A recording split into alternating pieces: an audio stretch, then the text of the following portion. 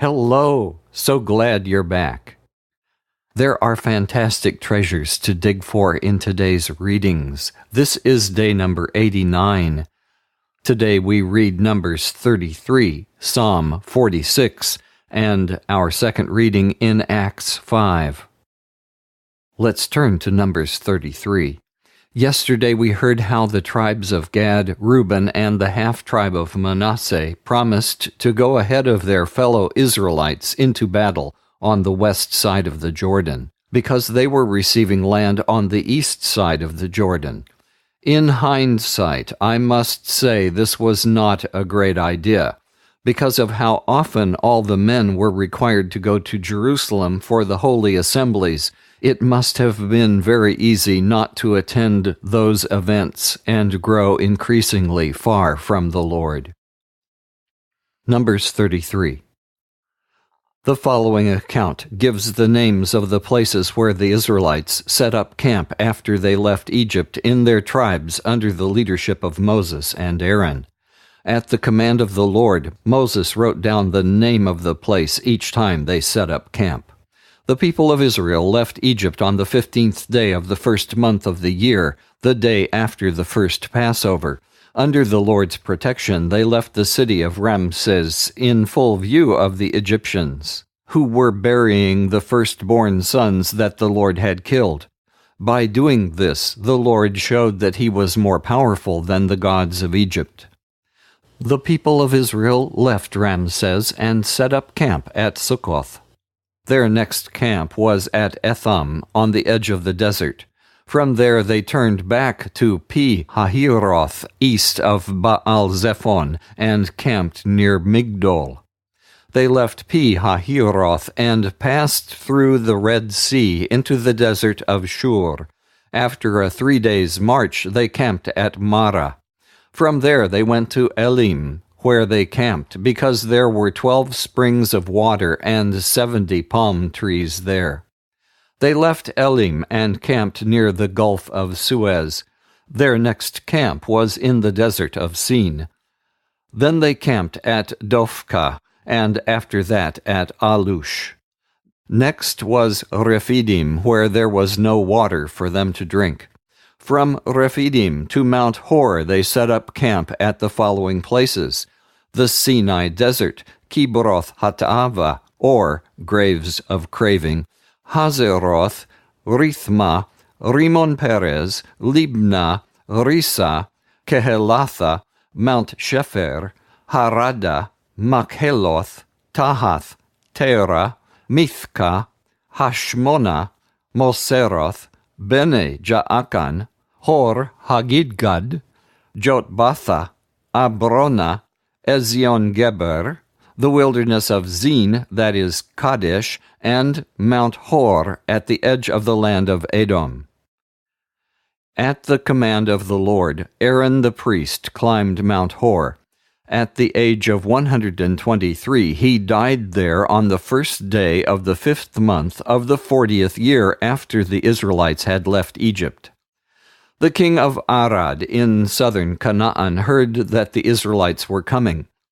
From Mount Hor to the plains of Moab, the Israelites set up camp at the following places: Zalmona, Punon, Oboth, the ruins of Abarim in the territory of Moab, Diblon Gad, Almon Diblathaim, the Abarim mountains near Mount Nebo, and the plains of Moab across the Jordan River from Jericho, between Beth Jesimoth and Acacia Valley.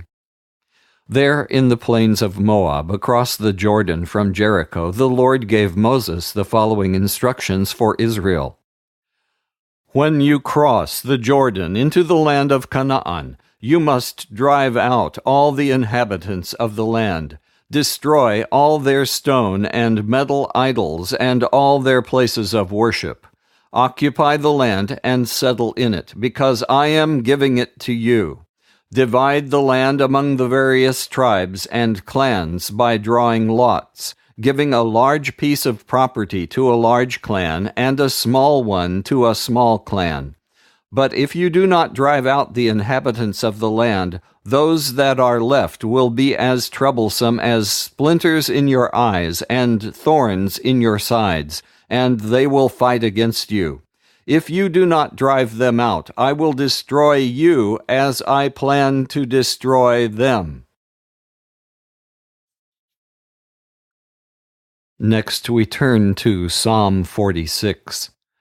This was the inspiration for the hymn, "A Mighty Fortress is Our God." The word translated shelter by the Good News Translation in verse 1 can also mean refuge. And in verse 7 and 11, the word that the Good News Translation translates as refuge can also be translated as secure height. The Hebrew title is a song by the clan of Korah. Psalm 46. God is our shelter and strength, always ready to help in times of trouble. So we will not be afraid, even if the earth is shaken, and mountains fall into the ocean depths. Even if the seas roar and rage, and the hills are shaken by violence. There is a river that brings joy to the city of God, to the sacred house of the Most High. God is in that city, and it will never be destroyed.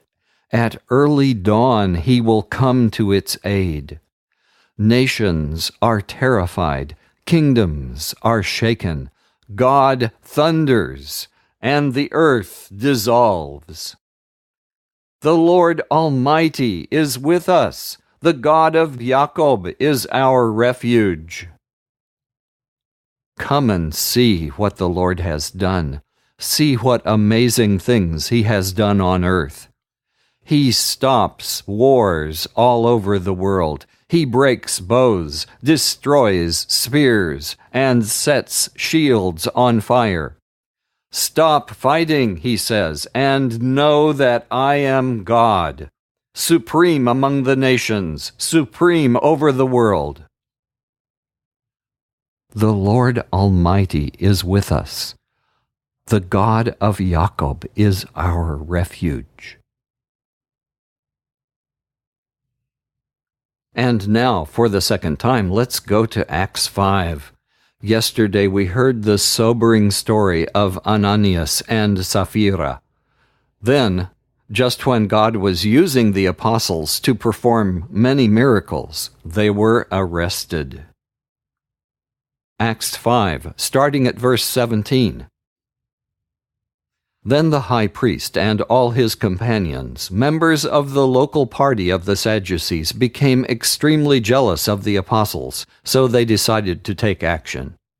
They arrested the apostles and put them in the public jail. But that night an angel of the Lord opened the prison gates, led the apostles out, and said to them, "Go and stand in the temple and tell the people about this new life." The apostles obeyed, and at dawn they entered the temple and started teaching. The high priest and his companions called together all the Jewish elders for a full meeting of the council. Then they sent orders to the prison to have the apostles brought before them. But when the officials arrived, they did not find the apostles in prison. So they returned to the council and reported, "When we arrived at the jail, we found it locked up tight and all the guards on watch at the gates. But when we opened the gates, we found no one inside." When the chief priests and the officer in charge of the temple guards heard this, they wondered what had happened to the apostles. Then a man came in and said to them, "Listen, the men you put in prison are in the temple teaching the people." So the officer went off with his men and brought the apostles back. They did not use force, however, because they were afraid that the people might stone them. They brought the apostles in, made them stand before the council, and the high priest questioned them. "We gave you strict orders not to teach by the authority of this man. But see what you have done. You have brought your teaching all over Jerusalem, and you want to make us responsible for his death." Peter and the other apostles answered, "We must obey God, not men. The God of our ancestors raised Jesus from death after you had him killed by nailing him to a cross. God raised him to his right side as leader and Savior to give the people of Israel the opportunity to repent and have their sins forgiven. We are witnesses to these things, we and the Holy Spirit, who is God's gift to those who obey him." When the members of the council heard this, they were so furious that they wanted to have the apostles put to death. But one of them, a Pharisee named Gamaliel, who was a teacher of the law and highly respected by all the people, stood up in the council. He ordered the apostles to be taken out for a while, and then he said to the council, "Fellow Israelites, be careful what you do to these men. You remember that Theudas appeared some time ago, claiming to be somebody great, and about 400 men joined him. But he was killed, all his followers were scattered, and his movement died out. After that, Judas the Galilean appeared during the time of the census. He drew a crowd after him, but he also was killed, and all his followers were scattered. And so in this present case, I tell you, do not take any action against these men. Leave them alone. If what they have planned and done is of human origin, it will disappear. But if it comes from God, you cannot possibly defeat them. You could find yourselves fighting against God." The council followed Gamaliel's advice. They called the apostles in and had them whipped and ordered them never again to speak in the name of Jesus, and then they set them free. As the apostles left the council, they were happy, because God had considered them worthy to suffer disgrace for the sake of Jesus. And every day in the temple and in people's homes, they continued to teach and preach the good news about Jesus the Messiah. Let's pray together. Our Heavenly Father, the one we worship because of your Son, Christ Jesus, you are our shelter and our strength.